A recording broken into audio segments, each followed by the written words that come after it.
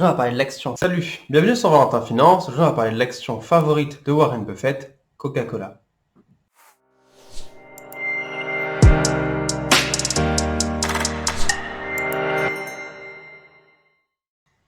Alors, Coca-Cola est l'action favorite de Warren Buffett et souvent, elle est même assimilée avec lui, puisque c'est-à-dire que durant tous ses meetings, vous le voyez très souvent avec une bouteille de Coca-Cola à la main. Il fait lui-même le branding en fait de la marque, il en fait sa publicité, etc. Donc il est vraiment à fond et il soutient la marque.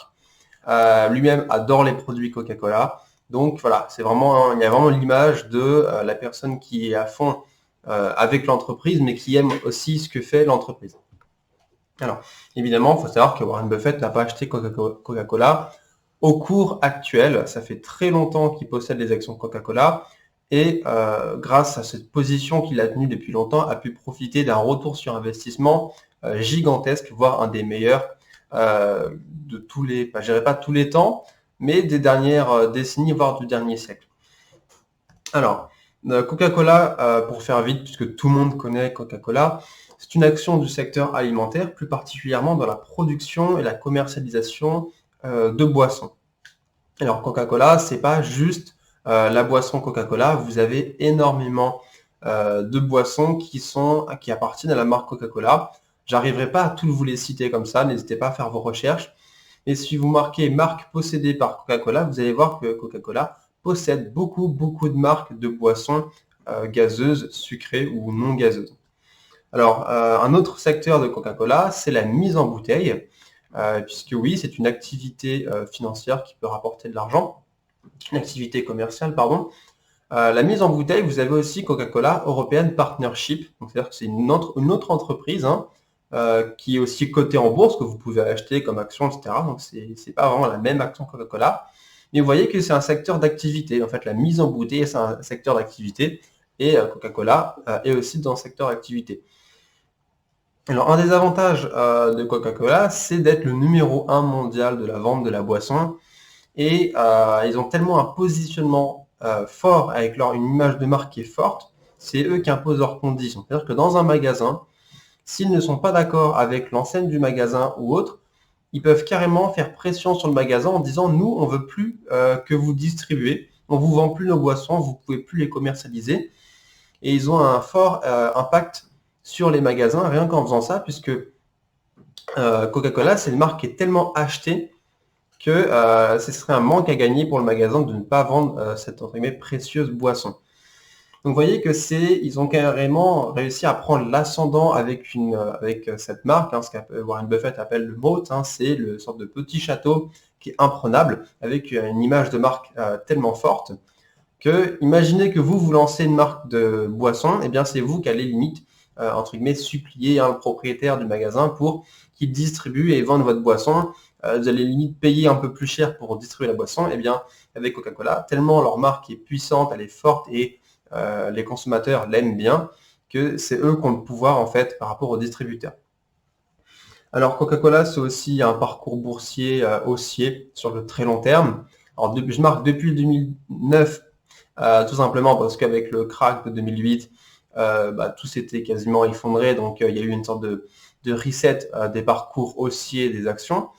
Mais on voit bien que sur le très long terme, c'est une action qui a tendance à faire que monter, tout simplement puisque pour l'instant, elle n'a pas déçu.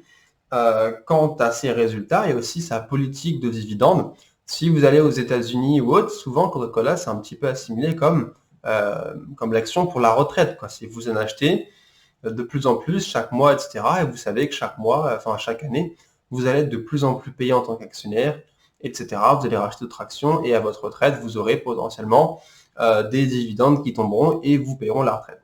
Ça, c'est un petit peu la mentalité et l'image que donne Coca-Cola. C'est vraiment cette image de marque sérieuse et qui fait tout pour ses actionnaires. Alors, toujours dans le bilan financier, Coca-Cola, c'est des excellentes marges. C'est-à-dire que quand elle vend un produit, elle va gagner beaucoup sur ce produit.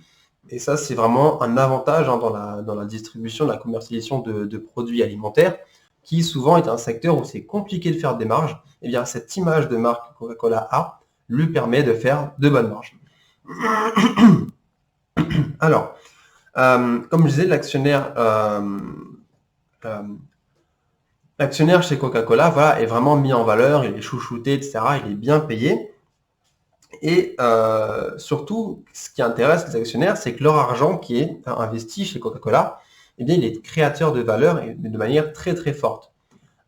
Les retours sur investissement, sur capitaux propres chez Coca-Cola sont gigantesques par rapport aux autres entreprises. Et c'est vraiment quelque chose qui plaît aux investisseurs de savoir que leur argent est utilisé à bon escient et permet de faire de la création de valeur, de la génération de cash, etc., du cash flow.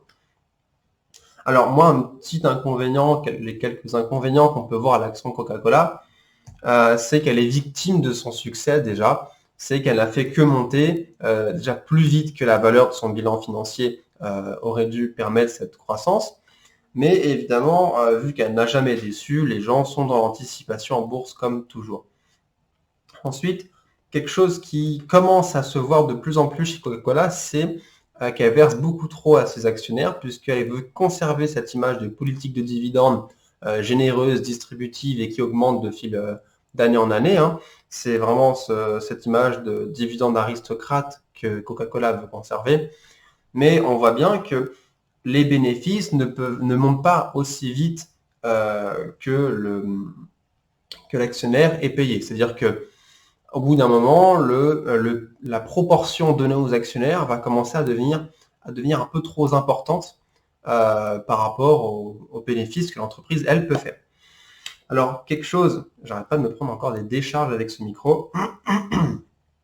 Eh ben, alors, quelque chose qui est aussi un petit peu dommage pour Coca-Cola, je trouve, c'est que pour une entreprise aussi puissante, aussi forte et qui génère autant de cash flow, c'est de négliger sa trésorerie. C'est-à-dire que pour la santé de l'entreprise, eh bien, vous voyez que la dette, elle est quand même assez importante pour ce type d'entreprise. Elle pourrait même se permettre de ne pas avoir de dette, voire d'en avoir une très petite.